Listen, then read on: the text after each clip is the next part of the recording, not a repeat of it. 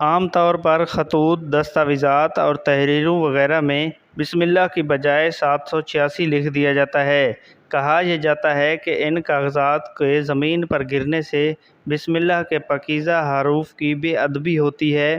ان الفاظ کو بے ادبی سے بچانے کے لیے 786 لکھ دیا جاتا ہے، جبکہ اسلامی تعلیم واضح طور پر یہ ہے کہ ہر کام اللہ تعالیٰ کے نام سے شروع کیا جائے۔ خط یا کسی تحریر سے پہلے بطور بسم اللہ کے 786 لکھنا ایک گمراہ کن بات ہے، کیونکہ 786 لکھ کر تحریر شروع کرنے کا یہ طریقہ ہم کو قرآن و سنت میں کہیں بھی نہیں ملتا۔ کوئی بھی نیک کام شروع کرنے سے پہلے زبان سے بسم اللہ ادا کرنا یا لکھنا بہت ہی اچھا اور ثواب کا کام ہے۔ اللہ تعالیٰ نے قرآن حکیم کو بھی بسم اللہ سے ہی شروع فرمایا ہے۔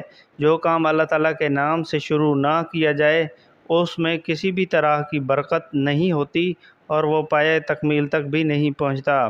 یہ بات قابل غور ہے کہ کیا اس طرح اللہ تعالیٰ کا نام لینے کی بجائے 786 لکھ دینا صحیح ہے؟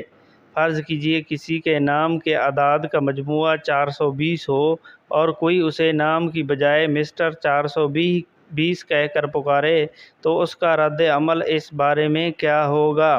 اسی طرح اگر کسی کا نام انور ہے تو اس کو 257 صاحب کہہ کر نہیں بلایا جاتا۔ اگر کسی کو مولانا صاحب کی بجائے 128 صاحب کہہ کر بلایا جائے تو یقیناً وہ ناراض ہو جائیں گے۔ پھر کیوں اللہ تعالیٰ کے مقدس نام کے ساتھ ایسا سلوک کیا جائے؟ اسی لیے بسم اللہ کی بجائے 786 لکھنا پسندیدہ کام نہیں ہے۔ اب سوال یہ پیدا ہوتا ہے کہ پھر 786 ہے کیا؟ جب ہم علم الاعداد پر نظر ڈالتے ہیں تو ہمیں انتہائی خطرناک صورتحال نظر آتی ہے۔ آپ کو یہ جان کر حیرت ہوگی کہ 786 ہندوؤں کے بھگوان ہری کرشنا کے نام کے حروف کا مجموعہ ہے۔ حروف ابجد کے حساب سے اسی کے یہ اعداد نکلتے ہیں۔ برصغیر پاک و ہند کے مسلمان سینکڑوں سال تک ہندوؤں کے ساتھ اکٹھے رہے ہیں، وہ 786 استعمال کرتے ہوں گے۔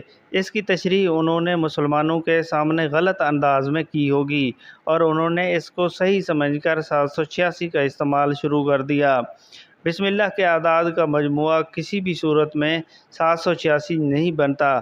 بسم اللہ الرحمن الرحیم کے 786 نہیں بلکہ 787 اعداد ہوتے ہیں اور ہرے کرشنا کے 786 کے اعداد بنتے ہیں، درج ذیل ہیں۔ بالفرض اگر مان لیا جائے کہ بسم اللہ الرحمن الرحیم کے اعداد 786 ہی ہیں تو بھی بسم اللہ کے لیے اس طرح کے اعداد کا استعمال در حقیقت اللہ تعالیٰ کی ناراضگی کو دعوت دینے کے مترادف ہے۔ حاصل کلام، ذرا سوچئے، کیا قرآن کریم علم ہندسہ اور جیومیٹری کے لیے نازل کیا گیا ہے؟ کیا اس کا نزول اسی لیے ہوا تھا کہ اسے اعداد میں تبدیل کیا جائے؟ نہیں، ہرگز نہیں، بلکہ یہ عمل کی کتاب ہے، اس لیے ان اعداد کے استعمال سے مکمل طور پر اجتناب کیا جائے۔ بسم اللہ لکھ دیا جائے یا کاغذ پر کچھ بھی نہ لکھا جائے، زبان سے بسم اللہ پڑھ لینا کافی ہے۔ اگر آپ اس چینل پر نیو ہیں تو اس چینل کو ضرور سبسکرائب کریں۔